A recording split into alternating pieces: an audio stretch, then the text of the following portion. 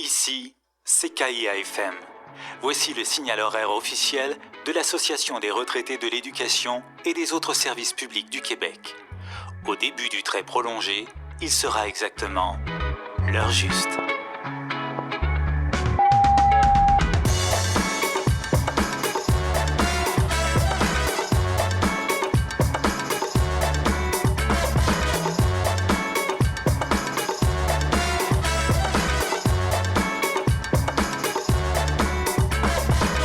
L'heure juste, avec Samuel Labrec et Michel Monette. Mardi 2 avril 2019, mais nous ne sommes pas le 2 avril, Samuel. C'est la magie de la radio. C'est la magie de la radio, oui. On est en pré-enregistrement parce que vous allez être bien occupé le 2 avril. Effectivement, on va avoir notre conseil national, dont justement Madame, notre présidente, Lise Lapointe, va venir nous parler. Oui. Donc, c'est 4 journées là, où on va être bien occupé à Saint-Sauveur. OK, donc lundi, mardi, mercredi, jeudi. Oui. Bon.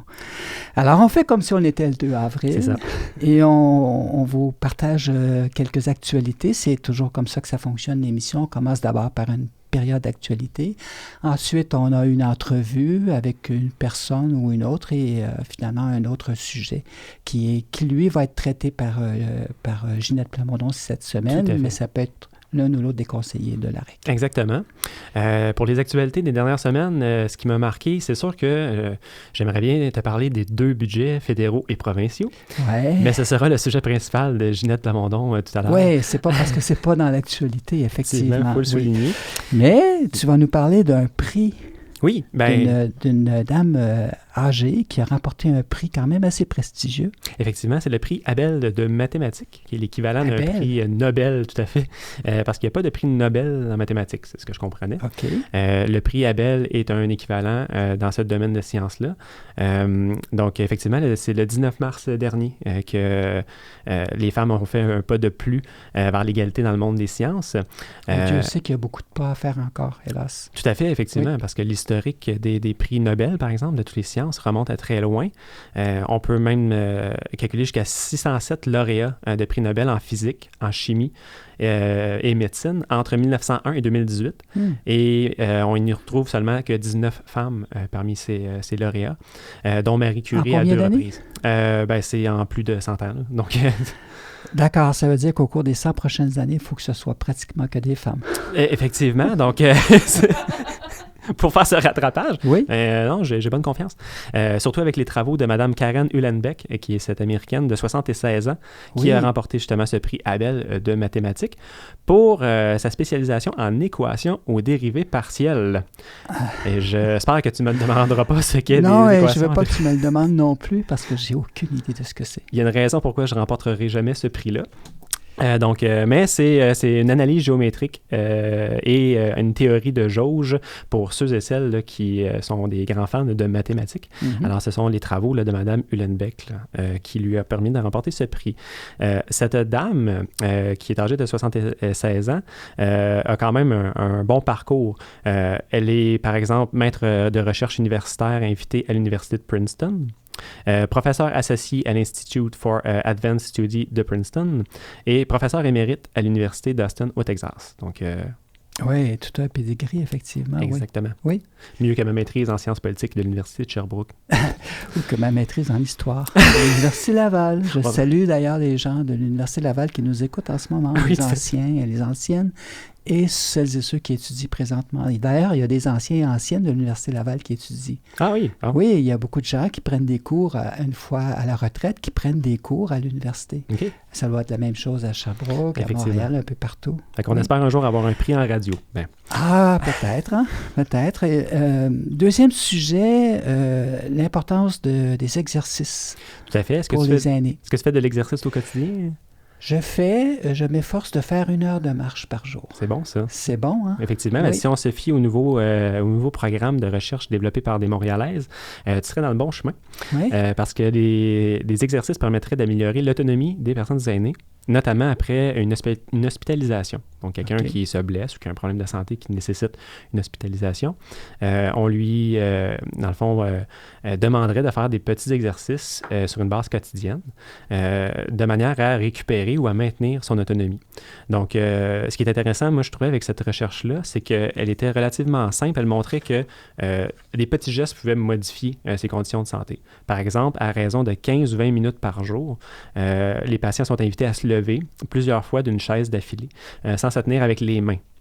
On peut le faire même si on n'est pas patient. Non, on peut le faire si on n'est pas patient. Oui. Moi, personnellement, je ne sais pas, je ne l'ai pas essayé. Si je suis capable de le faire sans les mains. Tu m'avais transmis les sujets à l'avance et je l'ai essayé chez moi et je suis bonne. Je suis bonne. Oui, bon. J'ai réussi. Je suis vraiment pressé de l'essayer tantôt en retournant à la maison ou au bureau, pourquoi pas. Ça se fait au bureau. Donc, les collègues vont se poser des questions, mais bon. Je vais leur dire que c'est pour maintenir mon autonomie. Donc, ça permet même l'amélioration de la vitesse de marche de l'équilibre des aînés. Et on sait que si on réussit à améliorer notre équilibre, ben, ça évite les chutes, ce qui est un cas quand même assez oui, il y a beaucoup de chutes chez les personnes âgées. Là. C'est un problème surtout l'hiver, majeur, avec les trottoirs qui ne sont pas déglacés. Oui, aussi, oui. Donc, le fameux trottoir. Ça, peu importe l'âge, là, on risque forcément de se péter la gueule. L'hiver, ils ne sont pas déneigés et l'été, il y en a plusieurs qui sont brisés. Exactement. Oui, tout à fait. C'est vraiment un problème des trottoirs pour les personnes âgées. Donc, on J'en sais quelque chose. On demande des municipalités amies des aînés. Là, oui. Donc, donc c'est ça. Donc, on espère aussi aller plus loin dans cette recherche-là et essayer de l'étendre à travers le Québec pour que ça devienne un réflexe, que le médecin puisse prescrire des exercices après une hospitalisation. C'est excellent, ça.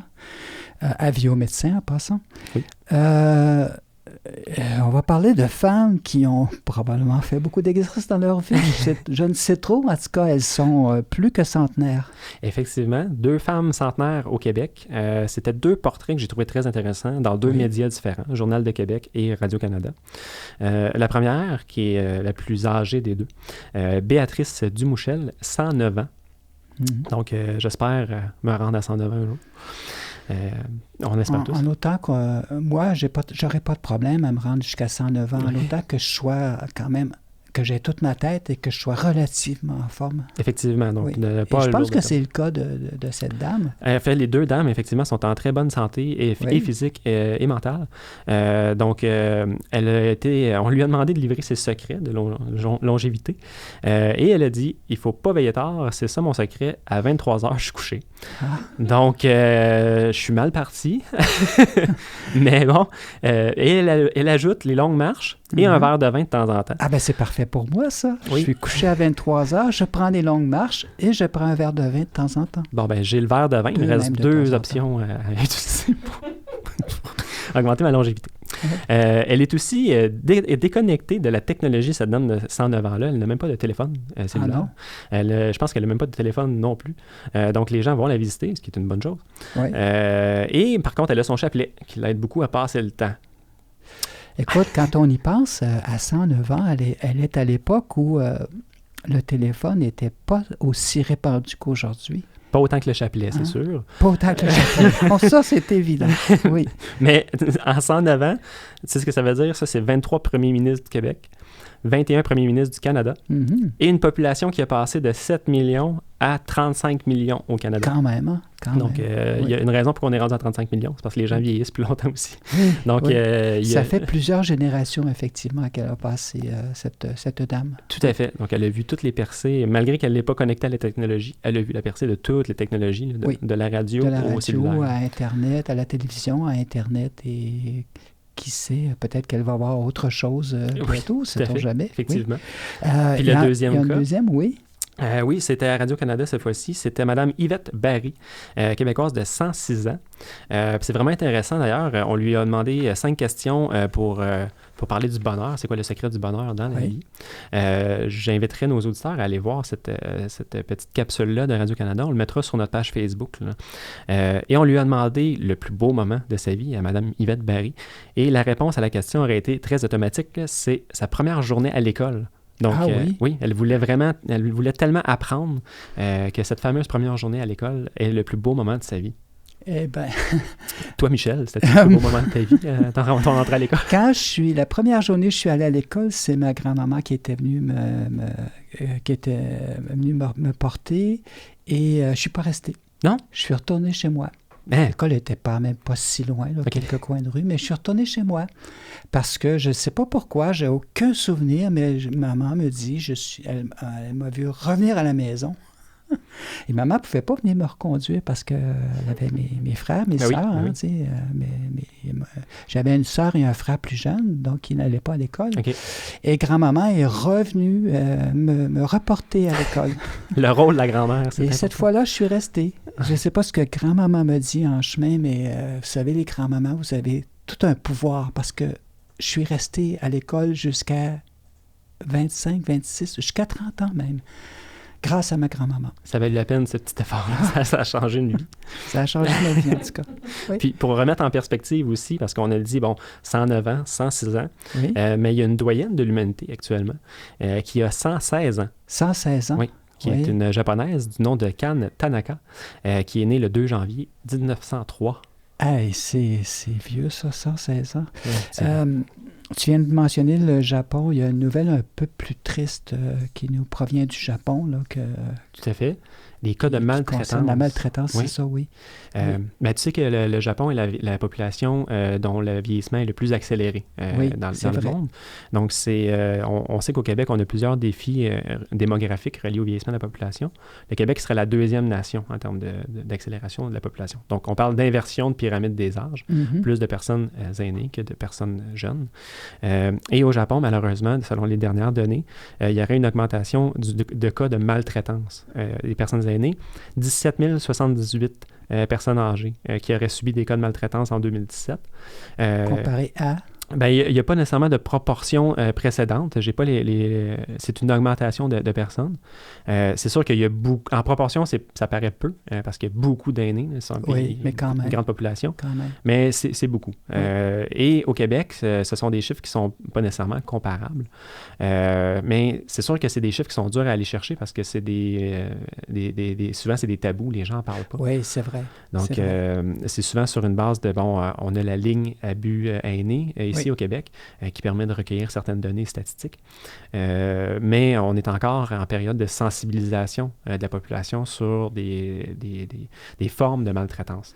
D'ailleurs, l'information à propos du Japon, on dit aussi dans l'article que c'est peut-être parce que de plus en plus de gens sont sensibilisés et rapportent des cas de maltraitance. Donc, il ne faut pas non plus jeter le blâme sur les Japonais par rapport aux Québécoises.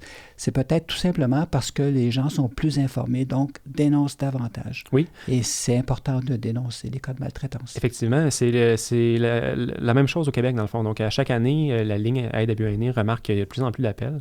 Mais effectivement, ils vont toujours dire qu'il faut faire attention. C'est pas parce que le nombre augmente nécessairement... c'est que peut-être quand les gens en parlent le plus et plus on sensibilise les gens, plus les gens vont en parler et on recueille les données. Ce qui est une bonne chose. Ce qui est une bonne chose et ce qui nous permet d'éventuellement enrayer la maltraitance. Oui. D'ailleurs, dans la presse récemment, il y avait un beau petit topo qui permettait aux gens de mieux reconnaître les formes de maltraitance. Parce que souvent, on parle de maltraitance aux aînés, les gens vont dire, maltraitance physique, les gens qui vont littéralement frapper une personne aînée. C'est pas nécessairement le cas. C'est pas le cas le plus fréquent. Les cas les plus fréquents, c'est maltraitance psychologique et maltraitance financière. Mais il y a aussi plusieurs autres cas de maltraitance. La maltraitance au niveau de la violation des droits. Donc, par exemple, dans le cas du logement. Donc, il y avait des personnes qui ne sont pas respectées dans leurs droits au niveau du bail. Bon. Oui. Mais un des cas qui est très fréquent, c'est l'agisme.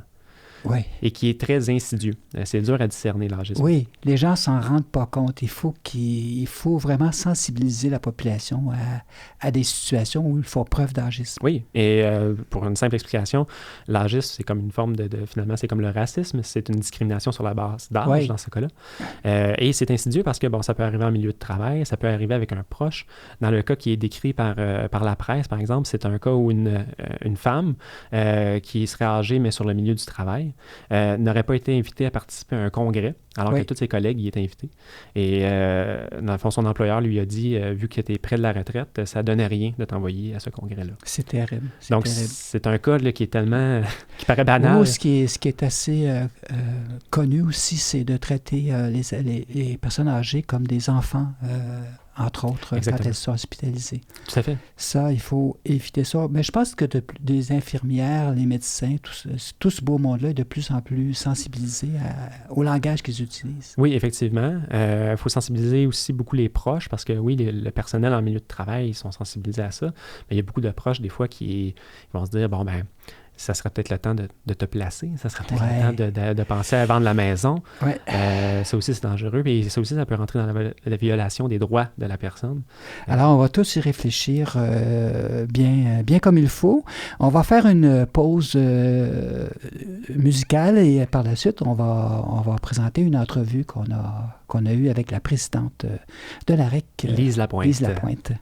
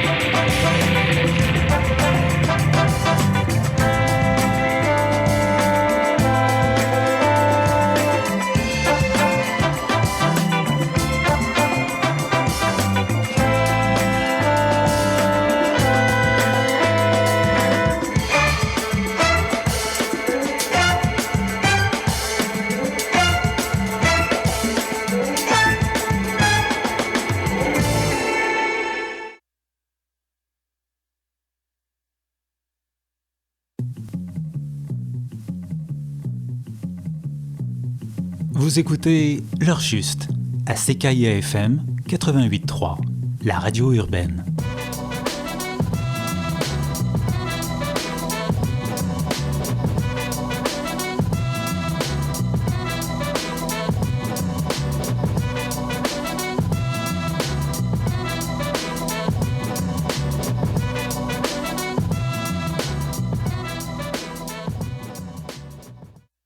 Samuel, pour la deuxième partie de l'émission, on va vous présenter une entrevue qu'on a réalisée plus tôt avec Lise Lapointe, la présidente de la REC.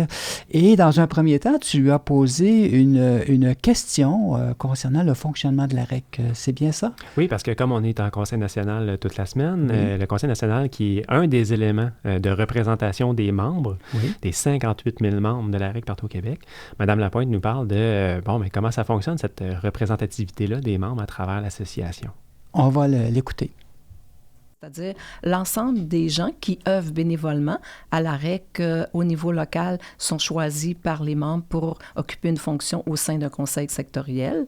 Et c'est composé entre 5 et 7 personnes qui veuillent bien travailler en équipe pour transmettre de l'information qui vient soit du régional ou qui vient du national. Alors, il faut se déplier de cette façon-là. Il y a un congrès qui vote les grandes orientations. Ce congrès-là a lieu aux 3 ans, sur ce qui a été décidé en 2017. Et ces gens-là sont aussi partie prenante des orientations qui sont retenues en congrès. Donc, ils expriment leur droit de vote sur les grandes orientations. Et au retour, au niveau local, bien, ils s'assurent que les orientations retenues par l'ensemble des 700 ou 600 congressistes puissent être aussi véhiculées dans leur milieu. Et dans un deuxième temps, Samuel, il y a une question qui, moi, me tenait beaucoup à cœur, que je lui ai posée. C'est comment on en vient à devenir présidente d'une association comme l'AREC? On va l'écouter. J'ai une formation d'enseignante et j'ai occupé une fonction syndicale très rapidement. Après 16 ans dans l'enseignement, tout de suite, j'ai été libérée syndicalement dans un syndicat du Saguenay, qui à ce moment-là avait 3 commissions scolaires. Donc, je représentais déjà des gens à ce moment-là, des enseignantes et des enseignants qui étaient bien impliqués là, dans leur milieu. Mm-hmm. Et après ça, quand est venue l'heure de la retraite, j'ai aussi vaqué à d'autres occupations, toujours dans un esprit de continuité. Donc, essayer de faire de la négociation. C'est l'engagement qu'on a eu toute la vie qui se perpétue. Et finalement, membre du conseil d'administration pendant 2 mandats, j'avais décidé de retourner à la maison, de prendre un temps de repos et finalement, je suis revenue. Et je me retrouve à la présidence. Aux plus jeunes et aux plus jeunes qui nous écoutent présentement et qui sont de la CSQ, parce que l'AREC, c'est des retraités de la CSQ. Oui. Si vous voulez un jour devenir président ou présidente de l'AREC, bien, engagez-vous. Oui, bien, on espère la relève d'ailleurs. Oui, on compte sur la relève. Oui. Puis, c'est quoi que vous êtes le plus fier, justement, depuis les 2 premières années que vous avez été présidente? Bien, il y a plusieurs choses. D'abord, c'est d'être en mesure de bien représenter les gens, de parler en leur nom, d'être là quand c'est l'heure d'être là, et en même temps, je dirais aussi d'être capable de faire cheminer les dossiers, parce qu'effectivement, tu es à la présidence d'une grande association, d'une grosse association, mais en même temps, il y a quand même plein de responsabilités. Maintenant, les gens savent comment devenir présidente ou président d'une association. Il faut s'impliquer dès son plus jeune âge et puis par la suite, ben, c'est comme ça qu'on finit par grimper, par prendre le goût et puis par s'impliquer dans nos organisations. Il y a une question que tu as posée. Je vais te laisser nous dire quelle est la question, Samuel. Effectivement, mais comme la présidente, c'est son premier mandat, son premier triennat, parce qu'on sait que le plan d'action, ça passe sur 3 ans. On lui a demandé de quoi elle est le plus fière depuis qu'elle est présidente de ce premier mandat. Alors, on écoute ça. Les problématiques des aînés ne sont pas juste à l'AREC. Nos aînés ne sont pas tous membres de l'AREC. Il y en a un peu partout, dans d'autres associations. Et nous avons formé l'an passé une coalition qui rejoignait plus de 700 000 personnes.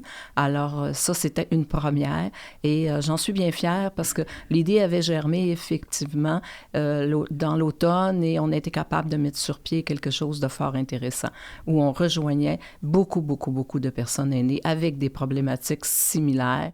Et finalement, dans la dernière partie de l'entrevue, Samuel, il est question du Conseil national. Je pense que tu as posé une question à propos de... En fait, c'est 4 journées. Donc, de quoi qu'on va parler pendant ces 4 journées-là? Oui, c'est vrai, effectivement. C'est une très bonne question. Donc, on lui a demandé c'est quoi les dossiers là, dont on allait traiter. Est-ce qu'il y avait des conférenciers, par exemple, qui étaient invités? Donc, elle nous en a parlé. Alors, on écoute ça. Et les sujets peuvent varier d'un conseil national à un autre. À ce conseil national-ci, nous allons plus traiter avec des conférenciers qu'on évite sur le régime universel des médicaments qu'on souhaiterait avoir. Nous aurons aussi un autre conférencier qui viendra nous parler des paradis fiscaux. Donc, le collectif sur les paradis fiscaux, nous avons quelqu'un qui va venir nous entretenir. Ce qu'on essaie pendant ces conseils nationaux-là, c'est toujours de donner de l'information, d'être capable de discuter des grands dossiers et en même temps de fournir de l'information pertinente sur des dossiers d'actualité, des dossiers de l'heure, pour que nos gens soient bien outillés pour revenir dans leur milieu. Oui, parce que les paradis fiscaux, c'est drôlement important. C'est de l'argent qu'on perd pour les services publics. Il faut s'en préoccuper. Il faut surtout achaler nos gouvernements pour qu'ils prennent des mesures pour limiter. C'est pas la première fois. D'ailleurs, l'AREC est membre du collectif sur les paradis fiscaux et c'est pas la première fois qu'on en parle. On en a déjà parlé et effectivement, il faut mettre de la pression pour que ça cesse, ces paradis fiscaux. Ça fait longtemps. Écoutez, moi, j'ai été conseillère syndicale dans ma vie professionnelle et on parlait déjà des paradis fiscaux il y a belle lurette. Oui, il y a belle lurette. Oui. Et on en parle encore, puis c'est encore d'actualité, hélas, malheureusement. Les personnes retraitées, comment ça se fait qu'ils s'intéressent aux paradis fiscaux? Je pense que c'est une des seules associations qui martèle autant ce dossier-là. Mais comme tu l'as dit, Michel, c'est de l'argent à récupérer pour les services publics. Oui, exactement. C'est des services qu'on n'a pas. On en a de plus en plus besoin. On se rappelle l'époque libérale qu'on vient de vivre, qui a amené plein d'austérités, le fameux régime d'austérité qu'on a connu, où on a vu les services diminuer de façon magistrale. Autant pour les soins à domicile que les services en CHSLD. Alors, effectivement, l'argent qui n'y est pas parce qu'on décide de faire affaire avec un pays qui est capable de camoufler certaines sommes, mais effectivement, si on les avait, ces argents-là ici, on aurait peut-être une meilleure situation. Ce serait quoi vos préoccupations pour l'an 2019? Qu'est-ce qui est à venir pour l'AREC? OK. Pour l'avenir, on a bien sûr encore une grosse année qui s'annoncera à compter de septembre prochain. Déjà, on fait part aux membres du Conseil national que nous allons être en tournée. Au niveau de la province, l'exécutif va prendre le bâton du pèlerin et va se rendre dans toutes les régions du Québec pour rencontrer les membres qui seront délégués au Congrès, pour rencontrer encore une fois les présidences avec lesquelles on travaille pendant cette semaine et en même temps leur donner la possibilité de s'exprimer sur qu'est-ce qu'ils souhaitent avoir comme congrès et en plus, quelles sont les orientations qui pourront se dégager à ce congrès-là.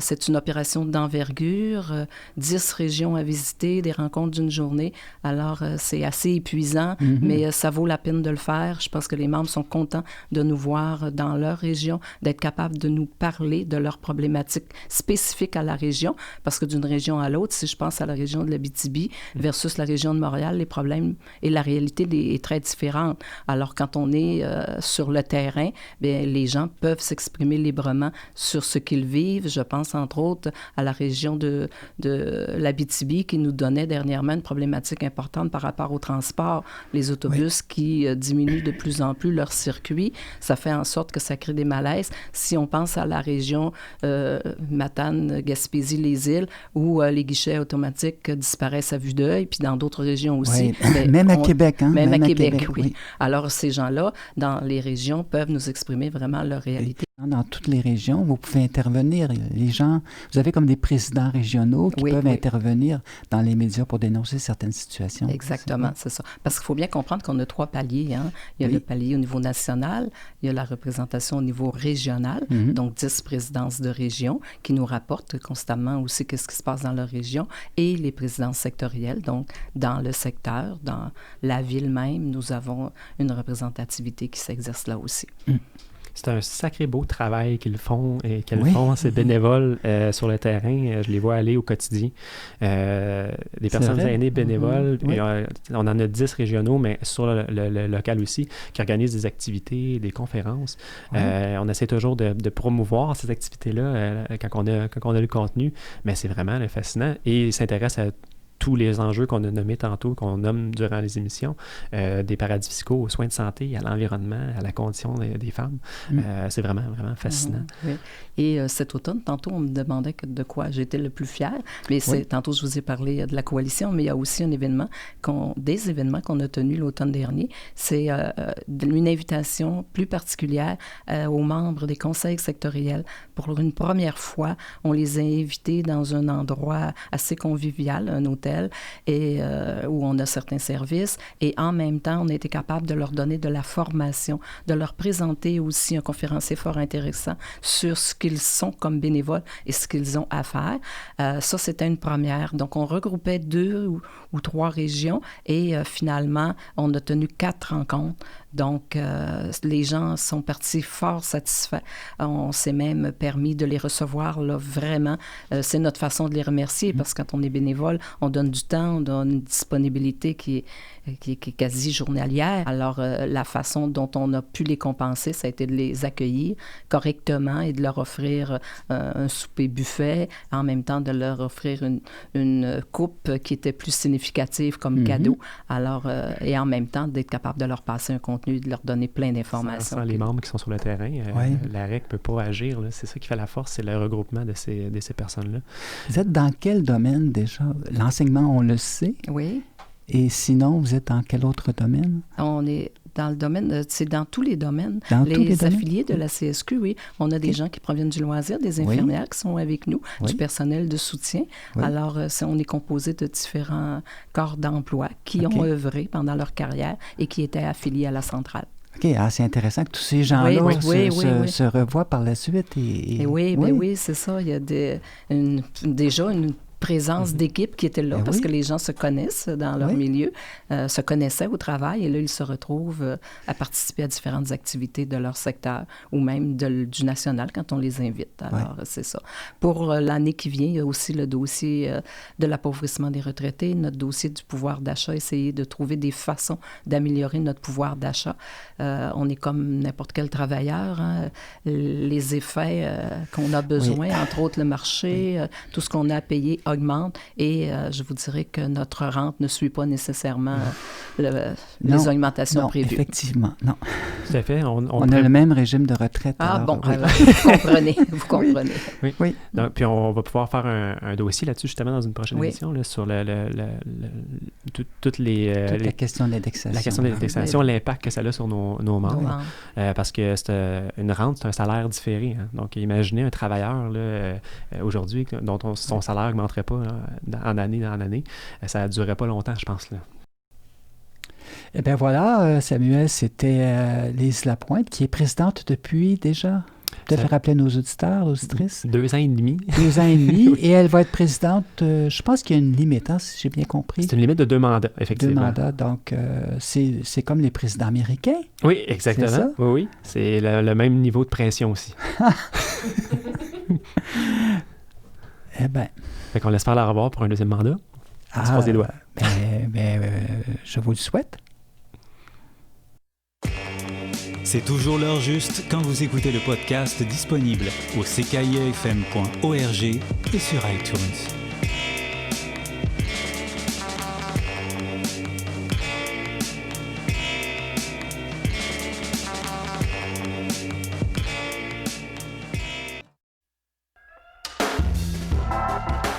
L'heure juste avec Samuel Labrec et Michel Monnet.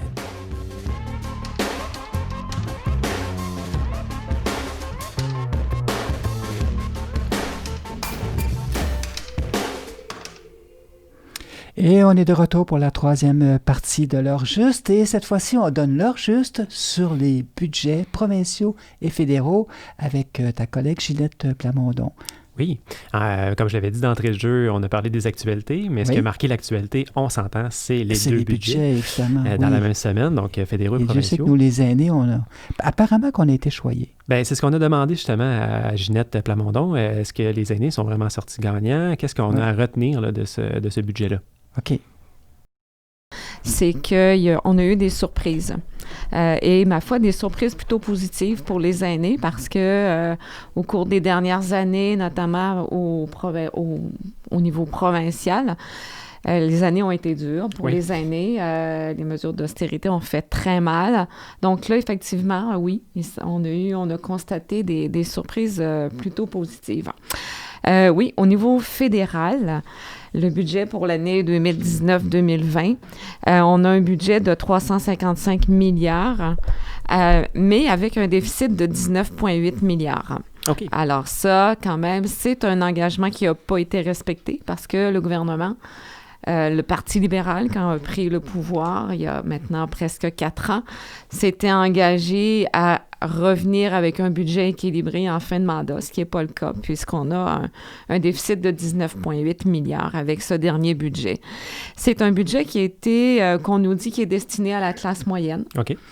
Effectivement, il y a plusieurs mesures qui concernent notamment l'accès à la formation, l'accès à la propriété résidentielle, etc. Mais pour les aînés, de manière plus spécifique, ce qui est intéressant, un point qui est commun aux deux budgets, c'est que de plus en plus, on perçoit les aînés comme une des solutions pour faire face à la pénurie de main-d'œuvre. Ah oui, d'abord.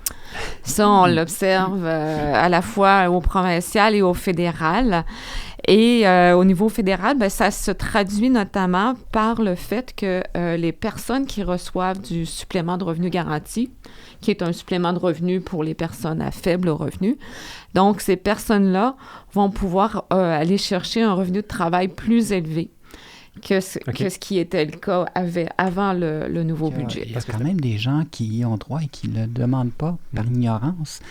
Est-ce qu'on va un jour régler ce problème-là et faire en sorte que tout le monde puisse le recevoir, peu importe?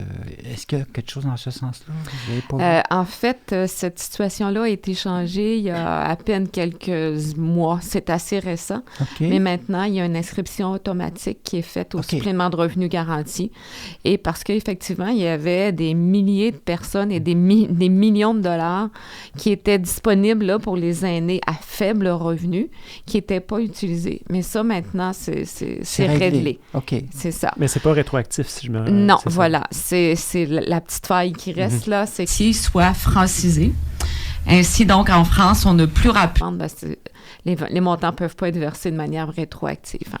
Mais effectivement, comme tu dis, Samuel, maintenant, les gens peuvent avoir des revenus de travail sans que le supplément de revenu garanti soit touché jusqu'à 5 000 $.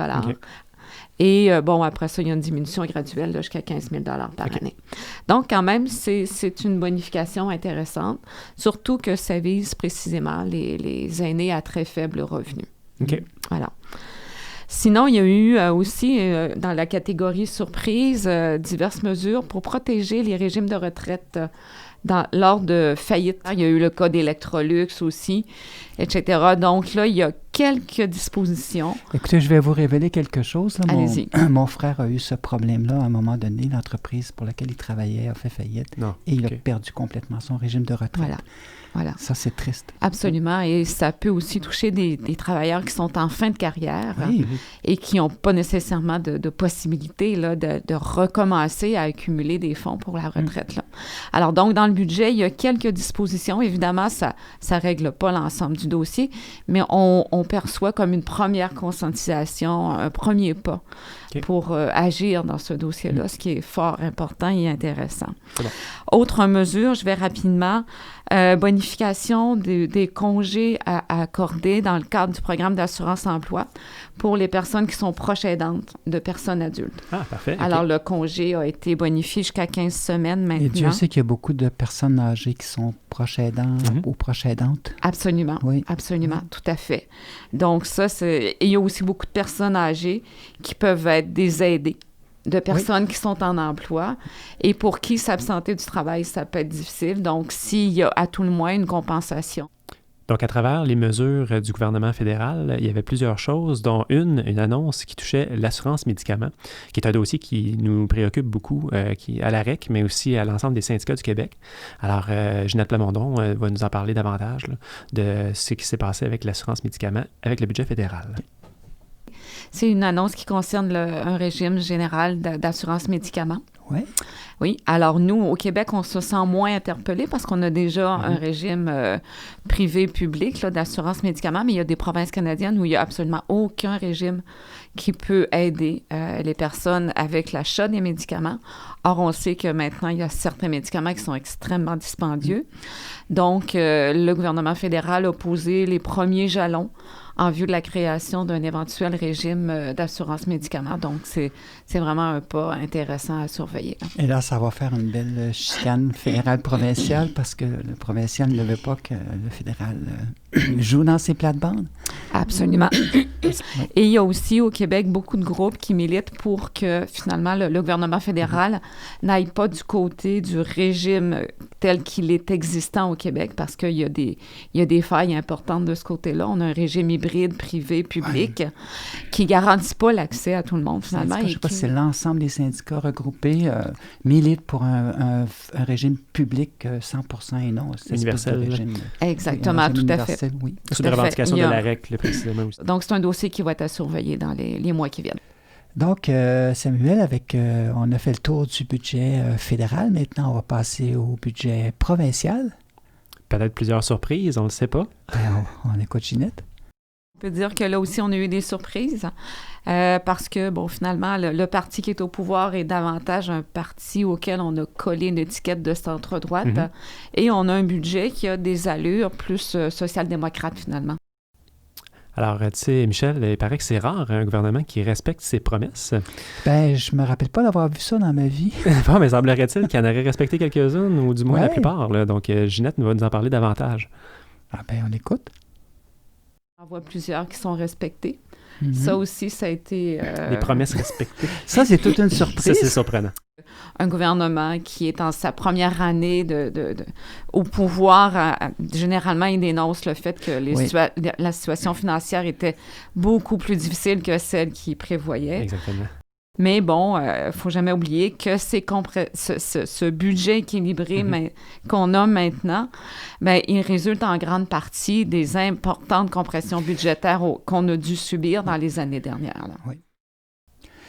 Comme nous l'a dit Ginette, c'est vrai qu'il y a eu beaucoup de compression. On en a tous plus ou moins subi les effets. Mais là, il semble que, c'est ce dont elle va nous parler, il semble qu'il y a un certain rattrapage qui va se faire.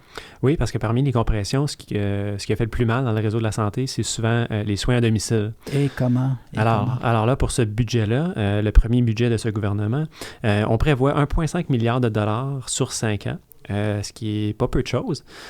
Donc, Ginette Plamondon va nous commenter là, cet ajout d'argent dans les soins à domicile. On écoute ça attentivement. Il y a beaucoup de rattrapage à faire. Il y a 32 000 personnes qui sont en attente de soins et de soutien à domicile. On sait à quel point c'est important, le soutien à domicile, parce que c'est là où les aînés veulent vivre le plus longtemps possible. Aussi parce que ça réduit la pression sur les CHSLD. Oui. Ça réduit aussi la pression sur les urgences. C'est un cheval extrêmement important pour une qualité de vie des aînés, la question du soutien à domicile. Alors, on s'est vraiment réjoui de voir cet ajout. Alors, c'est pas tout d'avoir les argents, mais il faut savoir aussi comment elle est utilisée. À cet effet-là, Ginette nous parle de comment c'est important de s'assurer que l'argent, finalement, suive le patient. Et comment? Quand un CIS ou un CIUS a à gérer une enveloppe, il y a souvent des besoins beaucoup plus urgents que les services à domicile, l'urgence qui déborde, l'absence de médecins, etc. C'est pour ça que c'est important que ce soit un budget fermé, c'est-à-dire que les établissements n'aient pas le choix d'utiliser pour les soins à domicile. Voilà, exactement. Oui. Exactement. Alors ça, nous, c'est quelque chose qu'on surveille et quelque chose qui nous interpelle beaucoup parce que malheureusement, s'il y a eu un peu d'une utilisation à d'autres escients là, dans le passé.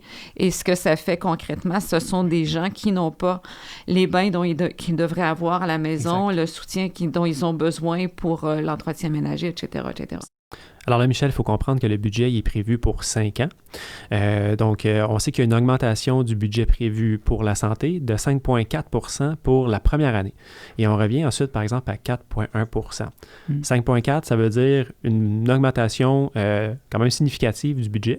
Mais lorsqu'on revient à 4,1 %, c'est finalement le maintien de ce qu'on a besoin dans le réseau de la santé pour maintenir l'offre de service. Alors, on reviendrait à une offre de service. Ginette Plamondon nous explique davantage qu'est-ce que ça signifie, ça, ces augmentations budgétaires-là ou ce maintien budgétaire-là sur une base de 5 ans. On peut envisager de faire du rattrapage. Par ailleurs, il faut être vigilant pour les années qui viennent parce que ce qu'on voit dans le budget, c'est que pour les 3 autres années, là, on est autour du 4 %. Donc, là, il faudra être vigilant. Alors, Michel, un des dossiers qui préoccupe beaucoup nos membres, c'est bien sûr toute l'aide aux proches aidants, parce qu'il y a beaucoup de nos membres. Et comment, pas juste vos membres? Bien, effectivement, ça touche une bonne partie de la population. Donc, il y a quelque chose de nouveau, effectivement, de l'argent neuf qui est prévu dans le budget. Alors, Ginette nous dit combien et ce qu'on espère qu'on va faire avec. Oui. Comme au gouvernement fédéral, mais cette fois-ci sous forme d'argent, vraiment, pas de congé, là, mais sous forme d'argent, 105 millions sur 5 ans pour les proches aidants. Là aussi, les besoins sont criants. Oui. Les besoins sont criants pour les proches aidants. On en est tous conscients, mais pas seulement pour les proches aidants. Non, parce que des fois, pour aider les personnes qui sont dans le besoin, il faut aider ceux qui les aident. Donc, et dans nos établissements de santé, entre autres. Tout à fait, avec le personnel qui œuvre auprès des personnes aînées au quotidien. Il y avait un effort à faire. Alors, Ginette Plamondon nous a analysé s'il y avait quelque chose de prévu dans le budget pour eux. Il y a là aussi beaucoup à faire. Il y a eu de l'ajout d'argent pour le personnel en santé. Ça, c'est important aussi. Oui. Avec tout ce qu'on décrit au niveau de la détresse psychologique, du temps supplémentaire obligatoire. Donc, on espère que là, ça va permettre d'améliorer la situation. Améliorer la situation, oui, mais concrètement, qu'est-ce qu'il en est? Bien, il faut comprendre qu'on en a vu dans les médias des histoires d'horreur dans les CHSLD. Et comment? Ça fait peur à beaucoup de gens. Oui. Il n'y a pas personne qui se dit « j'ai envie de terminer mes jours en CHSLD ». C'est malheureux. Et on espérait beaucoup de ce budget-là pour savoir est-ce qu'on va être en mesure d'aider les CHSLD, les personnes hébergées. Mais il y a aussi le fameux projet de maison des aînés. Et oui, parce qu'on peut bien parler des maisons des aînés. Ça, c'est vrai, ça semble sur papier un beau projet, mais il ne faut pas oublier quand même les CHSLD. On ne va pas tous se retrouver du jour au lendemain dans des maisons des aînés. Exactement. Peut-être toi quand tu vas être vieux, Samuel, mais moi non, c'est sûr. J'ai beaucoup d'espoir envers ce projet-là, je dois avouer. Mais c'est ça, Ginette Plamondon a vérifié dans le budget là, pour savoir s'il y avait des montants qui étaient alloués, pour savoir si on aidait les CHSLD et est-ce que ce projet-là de maison des aînés va se concrétiser. Pour les CHSLD, il y a du budget pour, semble-t-il, ajouter 900 places en 2019-20, ce qui est quand même beaucoup. Et il y a de l'argent qui est prévu pour développer les 30 maisons des aînés promis en campagne électorale, mais à partir de 2022. Ça, on a bien hâte de voir c'est quoi ces maisons des aînés. Oui, exactement, oui. On a vraiment très hâte de voir en quoi ça va consister de différent par rapport au CHSLD aux maisons des aînés. Au CHSLD, oui. On a c'est toutes sortes ça. d'être en perte d'autonomie pour aller vivre dans les maisons des aînés. Ça avait l'air merveilleux. Ça a l'air tellement extraordinaire. Ça a l'air merveilleux, effectivement, Samuel. Ça a toujours l'air merveilleux, ces budgets, mais il faut voir la réalité, comment tout ça, ça va se dérouler, qu'est-ce que ça va donner dans les mois qui viennent. Oui, d'ailleurs, Ginette Plamondon invite l'AREC à être vigilant. Donc, l'AREC va rester effectivement vigilante pour savoir est-ce que ces budgets-là vont se concrétiser en termes de services à la population. L'objectif, c'est toujours d'améliorer l'accessibilité aux soins de santé. Donc, ne pas aller dans le privé, par exemple. C'est pas aux personnes de payer de leur poche pour des services de soins de santé. Oui. Donc, ce seront des éléments à surveiller dans les prochaines années. Et bien sûr... Et vous allez surveiller ça, vous allez regarder ça au congrès de la semaine prochaine, j'imagine? Bien, effectivement, on va pouvoir en discuter probablement lors du Conseil national. Vous savez, présentement, on vous parle comme si on était la semaine prochaine, mais... On y est, c'est ça. On est à la fois dans le futur et dans le passé, dans le présent et dans le passé. Grâce à la technologie. Donc, Samuel, tu es double. Oui, alors si j'aurais survécu à mon conseil national, j'espère te revoir, Michel, dans une prochaine émission. Et un jour vivre dans une maison des aînés, qui sait? Oh là, on se le souhaite tellement. Eh bien, c'est tout pour cette fois-ci, chers auditeurs, auditrices, et vous qui nous regardez en Facebook Live. Et on vous souhaite à la prochaine. Au revoir. Au revoir.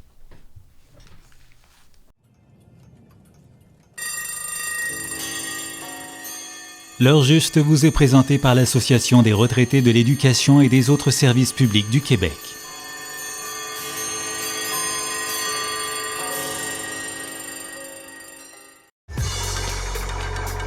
Commentez, échangez avec nous via la page Facebook de l'heure juste.